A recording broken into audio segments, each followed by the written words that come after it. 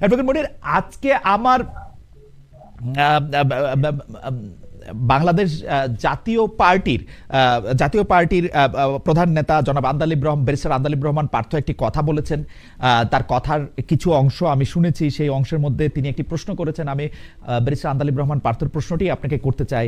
সেটি হচ্ছে, আপনারা যদি ক্ষমতায় আসেন তবে কি 16ই ডিসেম্বর হবে? অ্যাডভোকেট শিশির মনির। আচ্ছা বলেন তো, এই প্রশ্নটার হবে কি হবে না এটার উত্তর যদি সঠিকভাবে জানতে হয় তাহলে আগে আমাদেরকে ক্ষমতায় আনেন, জনগণ আমাদেরকে ক্ষমতায় আনুক, আইনে দেখেন আমরা করি কি করি না। এটার সঠিক উত্তর কি হবে? ধরেন আপনি 12ই ফেব্রুয়ারি নির্বাচনে মানুষ আমাদেরকে ভোট দিয়ে দিল। ওকে, 12ই ফেব্রুয়ারি নির্বাচনে ভোট দেওয়ার পরে প্রথম 16ই ডিসেম্বর হবে 2026 সালে 16ই। রাইট। আমরা ক্ষমতা গ্রহণ করলাম, ডক্টর শফিকুর রহমান সাহেব আমাদের প্রাইম মিনিস্টার হলেন, ক্যাবিনেট ফর্ম করলাম, জোটবদ্ধভাবেই করি আর এককভাবেই করি, কিছু একটা করলাম, এবং দেখবেন সেই 16ই ডিসেম্বর আমরা সেটা পালন করি কি করি না, আন্দালিব ভাই প্রশ্নের উত্তর সেদিন পেয়ে যাবেন। এখন আমাদেরকে ক্ষমতায় আনেন, মানে আপনারা নির্বাচিত হওয়ার আগে অ্যাডভোকেট শিশির মনির আমরা এটি জানতে পারবো না আপনারা এটা পালন করবেন কি করবেন না। উনি তো জিজ্ঞাসা করছেন, উনি জানতে চাইতেছেন আপনারা করবেন কিনা, 16 ডিসেম্বর হবে কিনা।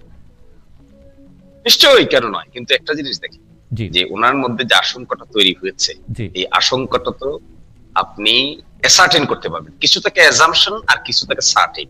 উনি একটা সুনির্দিষ্ট কথা বলেছেন যে 16 ডিসেম্বর হবে না। হবে নাটা শুনি নাই ভাই, আমি হবে নাটা শুনি নাই। আমি শুনেছি উনি আপনাদের প্রশ্ন করেছেন যে আপনারা নির্বাচনের আগে এটি বলেন যে আপনারা নির্বাচিত হলে সরকারে গেলে 16 ডিসেম্বর হবে কিনা। আমি এরকমই শুনছি। আমি মে বি রং, ইদানিং অনেক বিষয় আমি অনেক ভুল হচ্ছে, কিন্তু আমি এইটাই শুনছি। তো আন্দালিব রহমান, আমি বলছি যে এই যে একটা ধরেন একটা আশঙ্কা, তাই না? এটা আশঙ্কা ওনার পক্ষ থেকে আমি যদি বলি যে উনি একটা আশঙ্কা প্রকাশ করছেন। আশঙ্কা প্রকাশ করছেন কোন ভ্যাগ বিষয়ে না, আশঙ্কা প্রকাশ করছেন উনি একটা সুনির্দিষ্ট দিন তারিখকে কেন্দ্র করে, সুনির্দিষ্ট একটা উদযাপনকে কেন্দ্র করে। তাহলে তার মেজারেবল, মেজারেবল। আমরা অনেক সময় গ্যাস করে কথা বলি, অ্যানালাইসিস করি, যেগুলো মেজারেবল থাকে না, যেগুলো ইন্ডিকেটর থাকে না, স্পষ্ট ইন্ডিকেটর থাকে না। আমার ভাই আন্দালিব রহমান পার্থ অত্যন্ত জ্ঞানী লোক, স্মার্ট লোক, যিনি যে আশঙ্কাটা প্রকাশ করেছেন এই আশঙ্কাটা কিন্তু মেজারেবল, অ্যাচিভেবল। সুনির্দিষ্টভাবে হ্যাঁ অথবা না উত্তর দেওয়া যাবে। কবে উত্তর দেওয়া যাবে? 12ই ফেব্রুয়ারিতে আমরা ইলেক্টেড হব, ধরেন 25 এটা কিন্তু অ্যাডভোকেট শিশির মনির, এটা কিন্তু আপনি অতি চমৎকার। আপনি যেহেতু আপিল বিভাগের আইনজীবী এবং আপনার আসলে আইনজীবী হিসাবে আপনি প্রথিতযশা, আপনার কথা খুবই চমৎকার। কিন্তু ঘটনা হইতেছে কি, এটা হ্যাঁ নাতে উত্তর দেওয়া যাবে, আমার টাইমিংটা নিয়ে একটু খটকা লাগতেছে। মানে আপনি এটা ইলেকশনের আগে হ্যাঁ না এত স্পষ্ট করে আপনি এটা বলতে পারবেন না তাইলে? না, ওটা না, আমি বলছি উনি যে আশঙ্কা প্রকাশ করেছেন এই আশঙ্কাটা আমরা করছি কি করছি না, এটা মেজারেবল। ওকে, ও আচ্ছা, মানে আর সেকেন্ড প্রশ্ন হলো অবশ্যই আমরা করব, অবশ্যই আমরা করব, অবশ্যই আমরা করব, অবশ্যই আমরা করব। আর ওনার আশঙ্কার প্রশ্নের উত্তরটা উনি জানতে চাইলে আমাদেরকে ক্ষমতায় আনতে হবে, তারপরে 16 ডিসেম্বর। আমার মনে হয় যে এইবার আমার প্রশ্ন উত্তর আমি পুরোপুরি পাইছি। যে অ্যাডভোকেট শিশির মনির বলতেছেন যে অবশ্যই 16 ডিসেম্বর পালন করবেন, অবশ্যই 16 ডিসেম্বর পালন করবেন, 3বার করে বলেছেন। তবে তার আশঙ্কার জায়গা থেকে যিনি ব্যারিস্টার পার্থকে তিনি আহ্বান জানাচ্ছেন যে যদি নির্বাচিত হয় জামাতে ইসলামী তখন সেটি তো মেজারেবল, সেটি দেখা যাবে, পরিষ্কার উত্তর। আমি মাসুদ কামাল ভাই আপনার কাছে একটু জানতে চাই যে এটা ঠিক যে আন্দালিব রহমান পার্থকে আমি আজকে শুনেছি, এটা উনি বলছেন যে আপনারা আসলে কি এটা হবে কিনা, পাশাপাশি আরো 2-3টা জিনিস তিনি 16 ডিসেম্বর হবে কিনা, গায়ে হলুদের অনুষ্ঠান হবে কিনা, আমরা যেগুলি সোশ্যাল নর্মস হিসেবে আমরা যেগুলি মেনে আসছি, আমাদের মেয়েদেরকে যেরকম আমরা দেখে আসছি সেরকম তারা করতে পারবে কিনা, এই ব্যাপারগুলি জামাত ইসলামের পরিষ্কার করতে হবে। অ্যাডভোকেট শিশির মনির কিছুটা পরিষ্কার আসলে করলেন, অবশ্যই অবশ্যই অবশ্যই বলে আপনার কাছ থেকে আমি জানতে চাইবো যে জামাত ইসলামী আসলে ক্ষমতায় আসলে 16 ডিসেম্বর হবে কিনা। প্রশ্নটার মধ্যে আমি একটু লেজ লাগাইতে চাই, কেউ ক্ষমতায় আসলে 16 ডিসেম্বর হবে না এরকম কোন আশঙ্কা আপনার মনে আসে কিনা কামাল ভাই? বেশ, দিয়ে শুরু করি। জি, আশঙ্কা না থাকাই উচিত ছিল, কারণ আমাদের ইতিহাসে কতগুলি একদম মানে প্রতিষ্ঠিত সত্য আছে যেগুলো মানে এটা হবে, এটাই স্বতঃসিদ্ধ, এটাই স্বাভাবিক ছিল। কিন্তু সেই স্বাভাবিকতা কিন্তু এখন আর নেই কেন সেটা আমি বলি। যেমন ধরেন, এই সরকার যখন প্রথম ক্ষমতায় আসলো, মানে এই অন্তর্বর্তীকালীন সরকার, তারপরে তারা একটা 16 ডিসেম্বর পেয়েছিল। পেয়ে তারা প্রথমে কি বললো যে জাতীয় প্যারেডটা আর হবে না, প্যারেড স্কোয়ারে যেটা কুচকাওয়াজ হয় এটা হবে না। কেন হবে না? আচ্ছা, এটা হলে কি দেশের বিরাট কোনো পরিবর্তন হয়ে যায়, অর্থনীতির উন্নয়ন হয়ে যায়, মানুষের রোগ শোক ভালো হয়ে যায়? সেরকম তো কিছু হয় না। কিন্তু এটার কি কোনো প্রয়োজনীয়তা নেই? দেশে যারা সাধারণ মানুষ আছে, ছোট ছোট শিশু কিশোর আছে, আমার তো মনে আছে আমি যখন ছোটবেলা, আমি কিন্তু আমার জন্ম কিন্তু পাকিস্তান আমলে যখন স্কুলে মানে একদম ছোট ছিলাম যখন আর কি, তখন ওই যে ওদের যে 14 আগস্টে যে আপনার স্বাধীনতা দিবস হতো, আমাদের সকালবেলা আমার মা সাজায় গুজে স্কুলে পাঠাইতো, যাই ওখানে আমরা দেখতাম যে লাল নীল সবুজ দিয়া ফ্ল্যাগ উড়ানো হতো, আমরা কিন্তু এনজয় করতাম। যখন বাংলাদেশ স্বাধীন হলো, আমরা কিন্তু 26শে মার্চে ওটা করছি, তখন আমি স্কুলেই পড়ি, আমি তখন এগুলি দেখেছি। তো এখন বিষয়টা হলো কি, এগুলো কিন্তু একটা সামাজিক একটা প্রভাব আছে, তারা গতবার করেনি, ঠিক আছে, ভাবলাম প্রথম আসছে করেনি, অর্থনৈতিক ভাবে তারা অনেক কিছু এই চিন্তা ভাবনা করতেছে, খরচ বাড়াবে কেন, করে নাই, ভালো কথা। যে খরচ যে কেমন বাড়াইছে না কমাইছে এটা তো গত 1 বছর আমাদের দেখা। 26শে মার্চ তো করছে। আমি 26শে মার্চ আলোচনা করেছি না, আমি 16 ডিসেম্বর আলোচনা করেছি। মানে এইটা কি এরকম যে এক বছর রাষ্ট্র একটা বড় করে আরেকটা অত বড় করে না, ওরকম কি কোনো? ঠিক না, এটা আমরা কখনোই দেখি নাই। বাংলাদেশের স্বাধীনতার পর থেকে আওয়ামী লীগ আসছে, বিএনপি আসছে, জাতীয় পার্টি আসছে, আবার আওয়ামী লীগ আসছে, আবার বিএনপি, সবাই আসছে, প্রতিবারই এটা হয়েছে। এখন তাহলে কি এইটাই হলো? দেখেন, একটা কিন্তু ধারণা কিন্তু অনেকের মধ্যে প্রচারণা আমি দেখি, অনেকে কিন্তু এটা বলার চেষ্টা করে। যেমন আমি দেখলাম ওই দিন যে 16 ডিসেম্বর নাকি বিজয় দিবসই না, এটাও কেউ বলছে। যারা এই ধরনের কথা বলছে তাদেরই কি প্রভাবে এটা হচ্ছে না? হতে পারে। অনেকে বলছে যে 16 ডিসেম্বর আসলে আমাদের বিজয় হয় নাই, ওই দিন তো পাকিস্তান আর্মি তো আমাদের কাছে সারেন্ডার করে নাই, অতএব বিজয় দিবসটা এটা ইন্ডিয়ানদের বিজয় দিবস, বাংলায় না, এটা বলছে অনেকে। তো এখন এগুলো নিয়ে আমি বাহাস করতে পারি, কোনো সমস্যা নাই, কিন্তু ওইটা তো প্রশ্ন না। প্রশ্নটা হলো কি, সরকার কি করছে? সরকার কিন্তু এবছরও পালন করছে না, এবং কেন করছে না তার কোনো ব্যাখ্যাও কিন্তু সরকার দিচ্ছে। সরকার মনে অত বেশি কনভিন্স না যে 16 ডিসেম্বরে আসলে বিজয় দিবস হিসেবে পালন করা উচিত, এরকম মনে হইতেছে। কারণ যেহেতু তর্কটা আছে, মুক্তিযোদ্ধাদের মধ্যে থেকে কেউ তর্ক চলছে। জি, যে এটা মানে সরকার আছে ক্ষমতায়, তারা কনভিন্স না, রাইট। এখন যদি সরকার কনভিন্স না হয়, তো যে কোনো পলিটিক্যাল পার্টিও কনভিন্স না হতে পারে, রাইট। সেই জন্য আমার কিন্তু অনেস্ট কোয়েরি ছিল যে জামায়াতে ইসলামী কনভিন্স কিনা যে 16 ডিসেম্বর বিজয় দিবস না। তো উনি বললেন যে অবশ্যই পালন করবেন, রাইট। অবশ্যই করবে, হ্যাঁ।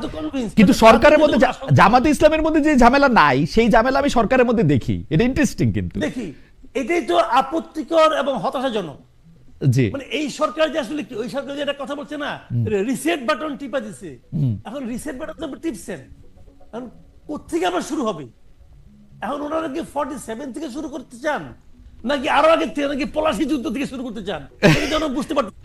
আচ্ছা, আমার মনে হয় যে কামাল ভাই, আমরা এই প্রসঙ্গটা ক্লিয়ার। আমরা যেহেতু অনেকগুলি বিষয় নিয়ে কথা বলবো, আমরা একটু দর্শকদের মতামত একটু আপনাকে শোনাতে চাই। একজন দর্শক আপনাকে প্রশ্ন করেছেন, আরেকজন দর্শক শিশির, অনেকেই প্রশ্ন করেছেন, আমি দুটো প্রশ্ন বাছাই করেছি। একটা দর্শক প্রশ্ন করেছে যে আপনি ইন্ডিয়া কেন গিয়েছিলেন কামাল ভাই, যদি ছোট করে বলতেন। আচ্ছা, ইন্ডিয়া কি আমাদের কোনো নিষিদ্ধ জায়গা নাকি? ভিসা বলে দেয় না ইন্ডিয়া বলে ইন্ডিয়ান লোকদের ছাড়া কাউরে ভিসা দেয় না, মানে ইন্ডিয়ার প্রিয় লোকদের ছাড়া। কেন যাও? অসুস্থ লোক প্রচুর যাচ্ছে। আমি যখন ইন্ডিয়াতে যখন আসলাম, বাংলাদেশ বিমানে আসছি, সেই বিমানে আমি দেখলাম যে পেছনের 3 জন লোক ছাড়া সমস্ত সিট ভর্তি, এবং তারা সবাই বাঙালি।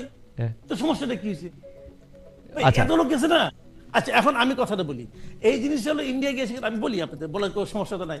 আমার ছেলে দার্জিলিং এ পড়ে, ছেলে, হ্যাঁ, আপনি প্রশ্ন করবেন আপনার ছেলে দার্জিলিং এ পড়ে কেন, সেটাও বলি না ভাই। এখন সমস্যা হচ্ছে কি, আমি যখন আজকে রাতে একটু বাথরুমে যাবো, তখন প্রশ্ন করবেন আপনি বাথরুমে যাচ্ছেন কেন? কারণ আপনি পাবলিক পারসন ভাই, আপনি জনপ্রিয় লোক। আপনি, আমার ছেলে কেন দার্জিলিং বসে আমি বলি আপনাকে। আমরা স্বামী স্ত্রী দুইজনেই চাকরি করি। জি, আমি এই ছেলেটাকে কার কাছে বাসায় রেখে যাব, কি করবো না করবো, এটা আমাদের একটা টেনশন ছিল, এবং সেজন্য আমি কম খরচে, আমার এখানে যে খরচটা হতো এর চেয়েও কম খরচ অথবা এরকম খরচে আমি এমন একটা নিরাপদ জায়গা খুঁজতেছিলাম।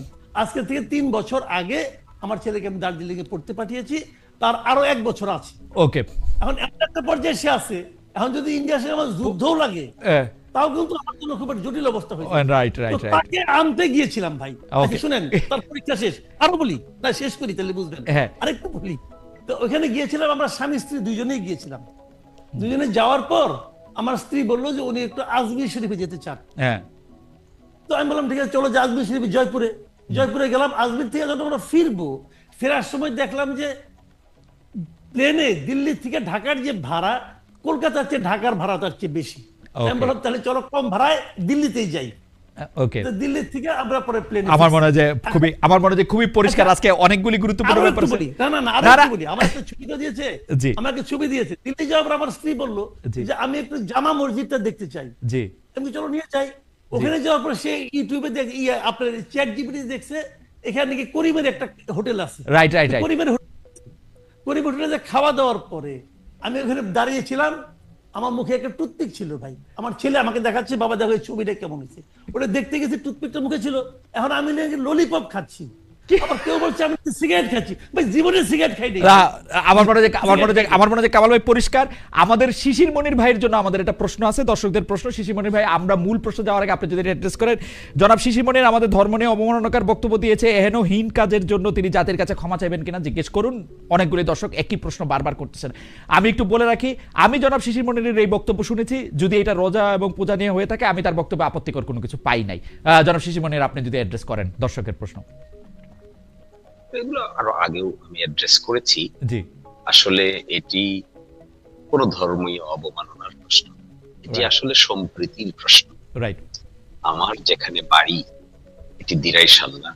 এখানে আবহমান কাল থেকে সাম্প্রদায়িক সম্প্রীতির উজ্জ্বল উদাহরণ বিরাজমান। এখানে পাশেই আছে মসজিদ, একটু পাশেই আছে মন্দির। যে যার ধর্ম পালন করে, কেউ কাউকে এখানে বিরক্তও করে না, হস্তক্ষেপ করে। ওকে। মূলত এই উদাহরণটি ছিল সেই সম্প্রীতি বোঝানোরই একটি বাস্তব।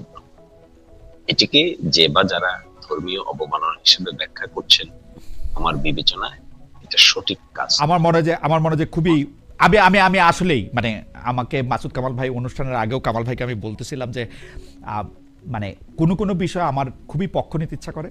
এইটার ক্ষেত্রে আমি একদমই বলি যে জনাব শিশিরমণি যেটি বলছেন সেটি আমার কাছে অসাধারণ সম্প্রীতিমূলক একটা কথা মনে হয়েছে, এবং যারা এইটিকে টুইস্ট করছেন তাদের জন্য আমার নিন্দাটা আমি একটু জানায় রাখলাম। যাই হোক, আমি অ্যাডভোকেট শিশিরমণির কাছে আমি প্রশ্নটা একটু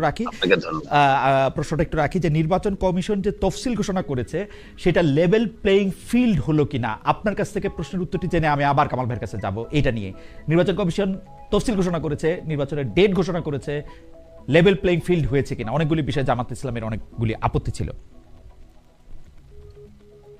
আজকে তফসিল ঘোষণা হয়েছে, আমি এলাকা থেকেই তফসিল মনোযোগ দিয়ে শুনলাম, প্রধান নির্বাচন কমিশনারের যে বক্তব্যটা শুনলাম। আর আমরা তো ফিল্ডেও আছি, তো মনে হচ্ছে খুব অল্প সময়ের ভিতরে ওসিদেরকে চেঞ্জ করা হয়েছে, ইউএনওদেরকে চেঞ্জ করা হয়েছে, ডিসি কে চেঞ্জ করা হয়েছে, এসপি কেও চেঞ্জ করা হয়েছে লটারির মাধ্যমে। তো আমার ব্যক্তিগত অভিজ্ঞতা বলবো, আমার এলাকার কথা আমি বলি। আমার এলাকায় আমি দেখতে পাচ্ছি যে প্রশাসনের উপরে রাজনৈতিক দলগুলোর যে খবরদারি থাকে বা এক ধরনের ইনফ্লুয়েন্স থাকে, ছত্রচ্ছায়া থাকে, আপাতত আমি এটা এখানে দেখতে পাচ্ছি না। ওকে। আরেকটা জিনিস আমি এখানে বলতে চাই, এইবারকার আমার এলাকায় হাওর রক্ষা বাঁধ নামে কতগুলো বাঁধ সরকার অ্যালট করে, যেখানে রাজনৈতিক দলের সদস্যদের সমন্বয়ে কমিটি গঠিত হয়, প্রশাসন এবং রিপ্রেজেন্টেটিভ আকারে গঠিত হয়।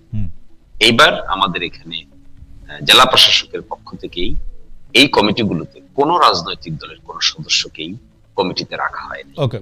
আমরা নিজেরাও প্রস্তাব করেছিলাম যে একটা নিউট্রালিটি মেনটেইন করার জন্য প্রশাসন একটা দূরত্ব মেনটেইন করা দরকার সকল রাজনৈতিক দলগুলোর সাথে। অ্যাডভোকেট শিশিরমণি, আমি কিন্তু জানতে পারি যে আপনাদের জামায়াতের অন্য নেতাদের আমরা দেখতেছি যে প্রশাসনকে কুক্ষিগত করতে চাইতেছেন, প্রশাসনকে বলতেছেন আমাদের কথাই শুনতে হবে। আপনার ক্ষেত্রে আবার আমরা দেখতে পাচ্ছি যে আপনি নিরপেক্ষতা চাইতেছেন। এটা কি এক এক জায়গায় এক এক রকম, নাকি এটা মানে জামাত ইসলামের কোন স্ট্যান্ড না, এটা মানে যিনি প্রার্থী তার স্ট্যান্ড, তাই না?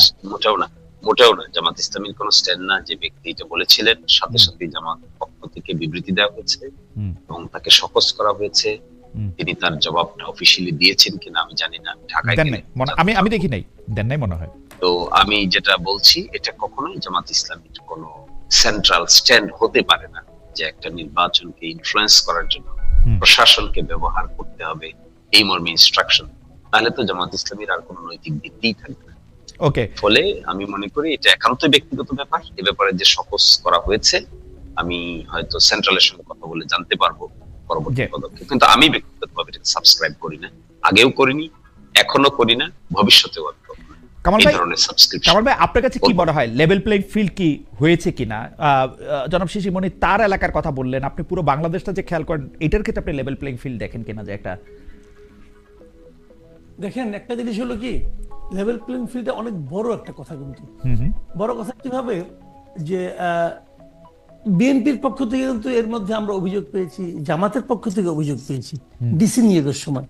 ডিসি নিয়োগের সময় কেউ কেউ বলছে এটা জামাতের ডিসি, কেউ বলছে এটা বিএনপির ডিসি, এরকম বলা বলি কিন্তু হয়েছে।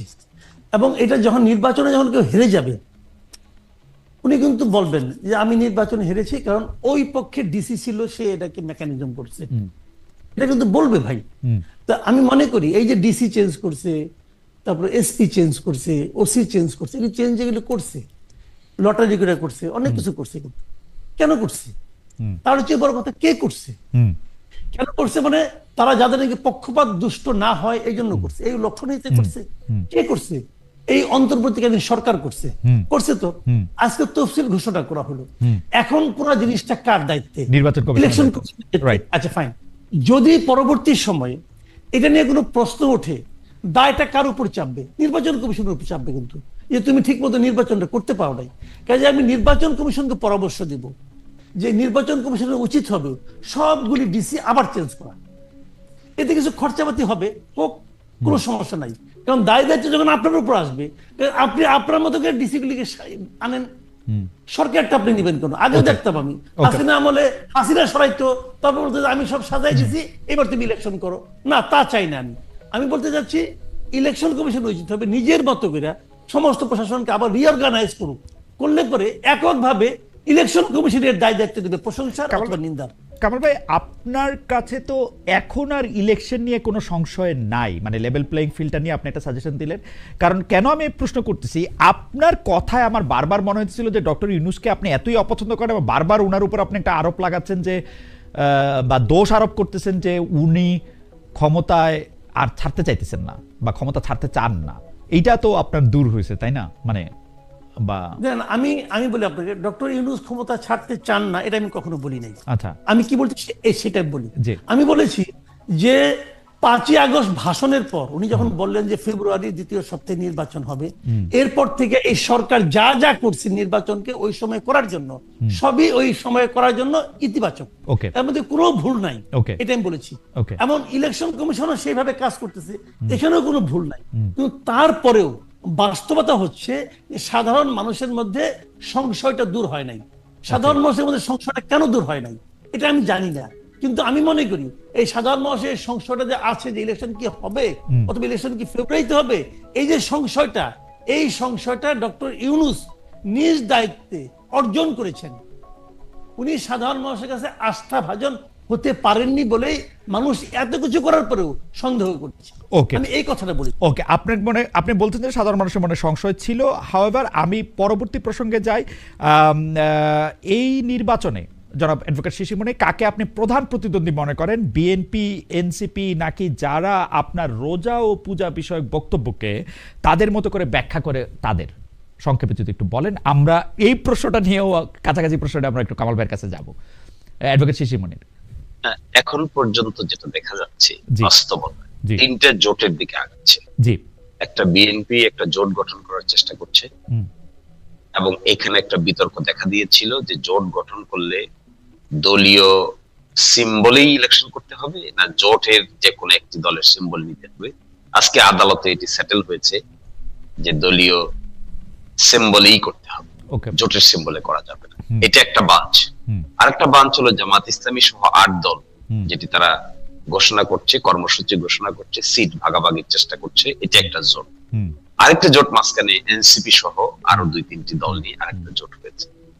রুট লেভেলে ঘোরাঘুরি করার অভিজ্ঞতা আমার হয়েছে, বিশেষ করে সিলেটের 19টি আসনে সম্পর্কে আমি যতটুকু আইডিয়া নিয়েছি, প্রাথমিকভাবে মনে করা হচ্ছে বিএনপি নেতৃত্বাধীন জোট এবং জামাত সহ বাকিদের যে জোট গঠিত হতে যাচ্ছে বলে সকলেই অনুধাবন করছেন, এই ক্ষেত্রেই মূল প্রতিদ্বন্দ্বিতা হতে মানে পারে বিএনপি ভার্সেস জামাত, প্র্যাকটিক্যাল ফিল্ডে, বিএনপি ভার্সেস জামাত, প্র্যাকটিক্যাল ফিল্ডে তাই মনে হচ্ছে। জোট, আমি পার্টিকুলার দল বলছি না, আচ্ছা আচ্ছা, এটা জোট হচ্ছে।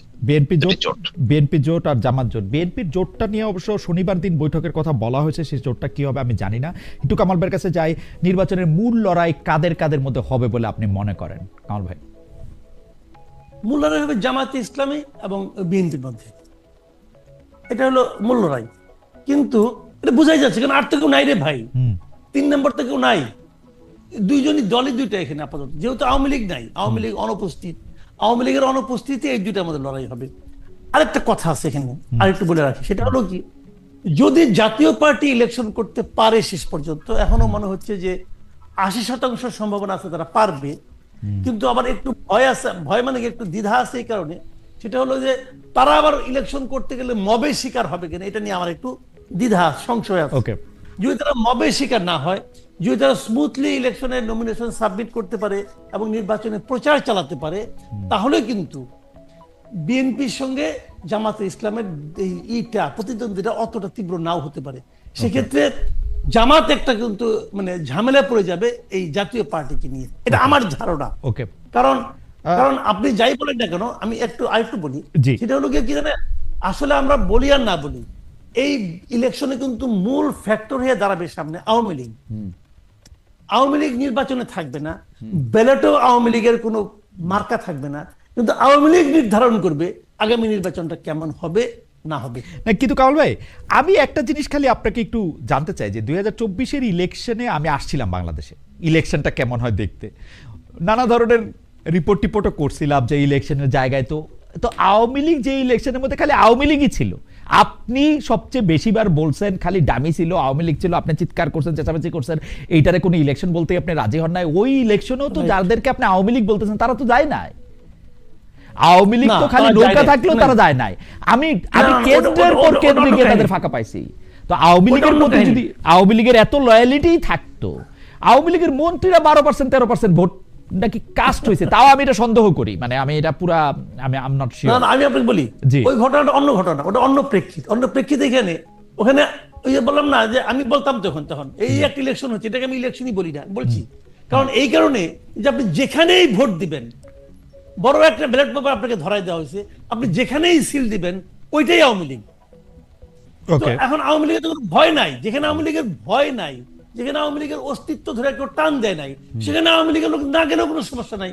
তারা ওইভাবে নিয়েছে যে যেখানেই ভোট দিব ওটাই যে আমাদের লোক, ও গেল আমার, সে গেল আমার, কাজে ওইটার সঙ্গে এটা তুলনা করা যাবে না। এখন কিন্তু আওয়ামী লীগের অস্তিত্বের প্রশ্ন হয়ে দাঁড়াবে সামনে, কাজে তারা কি করবে আমি জানি না, কিন্তু আমি এটা এখনো মনে করি যে নির্বাচনে আওয়ামী লীগ নাই, কিন্তু এই নির্বাচনকে নিয়ন্ত্রণ করবে আওয়ামী লীগ। যেমন আমি উদাহরণ দিয়ে বলি, আওয়ামী লীগের ভোটের জন্য কি বিএনপি আশান্বিত না যে আওয়ামী লীগ আমাকে ভোট দেয়?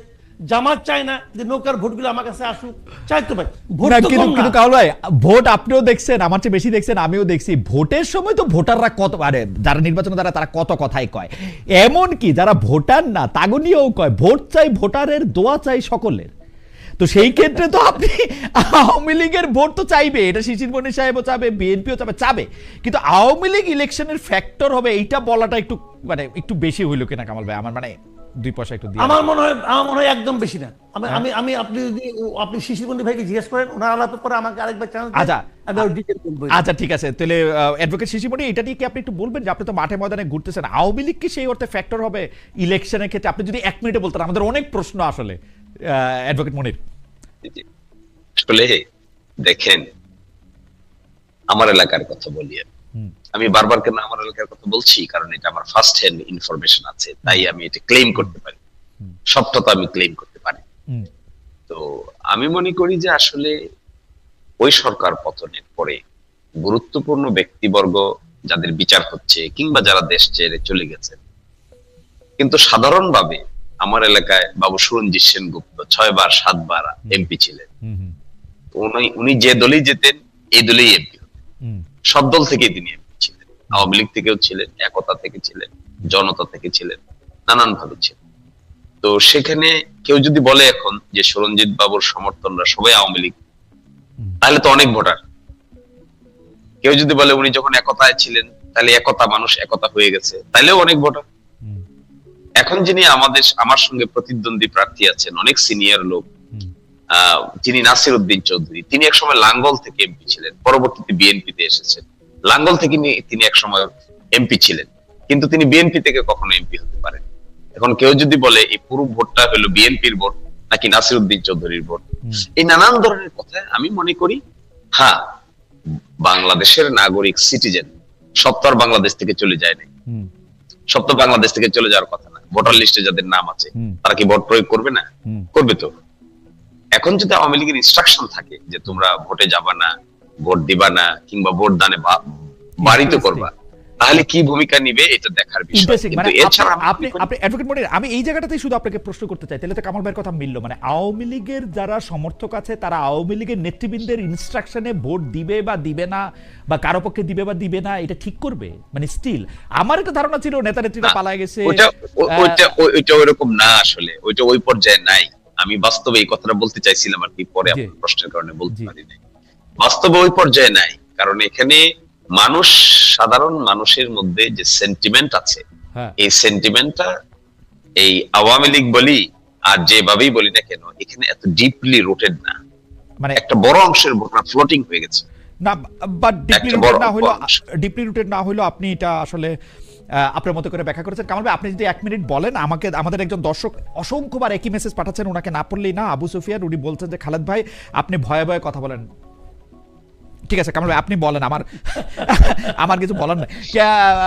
মানে কিন্তু আমি একটু এটার মধ্যে বলে রাখি যে মানে আমার থিসিসটা কোথায়, আপনি যদি 1 মিনিটের একটু অ্যাড্রেস করেন। আমার থিসিসটা হচ্ছে যে আওয়ামী লীগ দল হিসাবে যে দলটাকে দেখতো শেখ হাসিনার ক্ষমতাচ্যুতির পর এবং উনার পালায় যাওয়া, উনার বিভিন্ন জায়গা থেকে বিভিন্ন যারা আছেন তাদের চলে যাওয়া, তারপরে উনার কথায় সেটা দল হিসাবে একসাথে ফাংশন করবে কিনা। কিন্তু আমার অ্যাডভোকেট শিশির মনিরের কথা মনে হইতেছে যে সেটার একটু ফাংশন করার জন্য কিছু লোক তো রয়ে গেছে। কারণ ভাই এটা যদি আপনি একটু বলতেন, আমি ভুল না। আমি আপনাকে একটা ছোট্ট করে বলি, জি, আওয়ামী লীগ হলো কমপক্ষে 4 পুরুষের দল।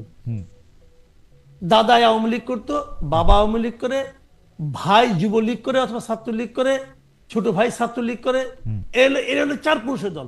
আওয়ামী লীগের একজন লোক যে চট করে জামাতে জয়েন করতে পারবে না, তাহলে ফ্যামিলি থেকে ডিটাচ হয়ে যাবে। আপনার মনে আছে যে ছাত্র দলের একটা সভাপতি ছিল শ্রাবণ নামে, সে আওয়ামী লীগ পরিবার থেকে আসছিল, আসার পর তার ফ্যামিলি থেকে ত্যাগ করছিল ভাই। এটা হলো আওয়ামী লীগ। আওয়ামী লীগের লোকজন চট করে এত তাড়াতাড়ি মানে এই 1 বছরের মধ্যে আরেকটা দলের সঙ্গে যে একত্রিত মিশা যাবে, এটা হবে না। কাজে আওয়ামী লীগ কিন্তু এখন তাদের অস্তিত্ব, তারা যদি মনে করে আমার অস্তিত্বের প্রশ্ন, আমি এটা নিয়ে কিছু একটা করবো, কিছু একটা ভাববো, সেটা কিন্তু একটা বড় ঘটনা ঘটতে পারে। আবার বলছি আপনাকে, যারা পালিয়ে গেছে আওয়ামী লীগের লিডাররা, তাদের প্রতি কিন্তু মাঠ পর্যায়ের আওয়ামী লীগের নেতা কর্মীদের ক্ষোভ আছে, অনেক ক্ষোভ আছে, বিরক্তি আছে, ঘৃণা আছে, সবই আছে। থাকার পরেও যখন নাকি দলীয় স্বার্থের প্রশ্ন আসবে, দলের অস্তিত্বের প্রশ্ন আসবে, তখন আওয়ামী লীগ কি করবে ভাই, এই ব্যাখ্যা আমি করতে পারবো না, কারণ আমার আওয়ামী লীগের পরিবার না। কিন্তু কামাল ভাই, আপনি আওয়ামী লীগ পরিবারের কথা বলতেছেন, কিন্তু এই মুহূর্তেই আমার মনে পড়তেছে ছাত্রলীগের 2 জন সভাপতি আসলে বিএনপিতে জয়েন করছেন। আমি বিএনপির পুরো স্ট্যান্ডিং কমিটির সবাইরে আওয়ামী লীগের দেখি, মানে একটা পর্যায়ে গিয়া জামায়াতে ইসলামীটা আমি বলবো না, কিন্তু জাতীয় পার্টির পুরাটাই আমি আসলে আওয়ামী লীগের লোকজন দিয়ে দেখি। কারণ আওয়ামী লীগ ছাড়া তো আসলে দল ছিল না। আওয়ামী লীগ ভাঙ্গা, আওয়ামী লীগের পরে স্বাধীন হওয়ার পরে জাসদ আর আওয়ামী লীগের লোকের দলই দেখি। তবুও আমার মনে হয় মহিউদ্দিন ভাই একটা ছোট্ট কমেন্ট। জি জি জি বলেন, অনুগ্রহ করে যদি। জি জি জি জি প্লিজ বলেন। যে আমি বলতে চাইছি যে হ্যাঁ, নেতৃত্বের কাঠামোতে বিভিন্ন জন থাকে বা আছে বা ছিল, কিন্তু সাধারণ ভোটাররা তো ভোট দিতে চায়, সাধারণ ভোটাররা তো ভোট দিতে যাবে। তারা হয়তো একসময় যখন আপনার প্রার্থী ছিল তখন নৌকায় ভোট দিত, কিন্তু এখন যখন প্রার্থী থাকবে না, তখন সাধারণ ভোটার হিসেবে, নাগরিক হিসেবে তার যে ভোটাধিকার প্রয়োগ, সেটা কোনো না কোনো জায়গায় করার ক্ষেত্রে তো এখানে কোনো বাধা তার কারো কাছে নেই।